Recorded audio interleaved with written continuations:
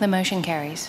The motion carries. The Historic District Landmarks Commission voted in favor of the removal of Confederate statues around New Orleans Thursday afternoon in City Council chambers.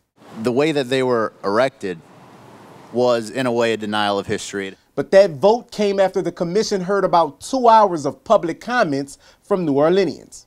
There were more black men lynched in this country than ever before in its history in post-Reconstruction. That's when they were all put up.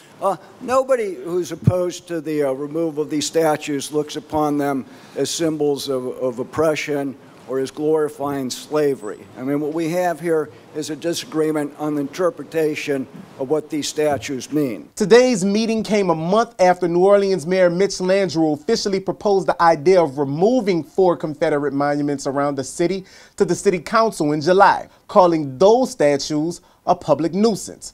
The City Council has the authority to declare the monuments public nuisances, but they are required to hear the advice from a variety of officials before making that decision. Members of the Historic District Landmarks Commission had their own debate before making their recommendation. I know at Mardi Gras time, if you go to Lee Circle as an example, you'll see all sorts of races there. I believe that if we try to erase our history, we stand the opportunity of repeating it.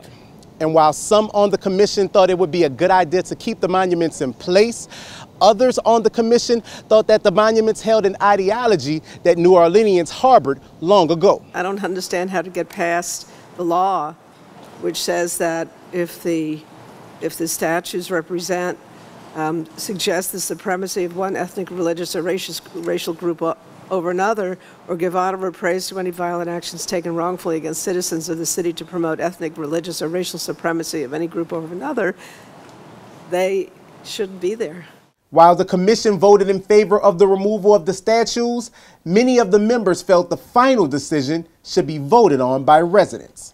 Based on just what we've seen here today, that whatever we decide to do today, I think it needs to be put to a vote of the people of the city of New Orleans. That is what I think.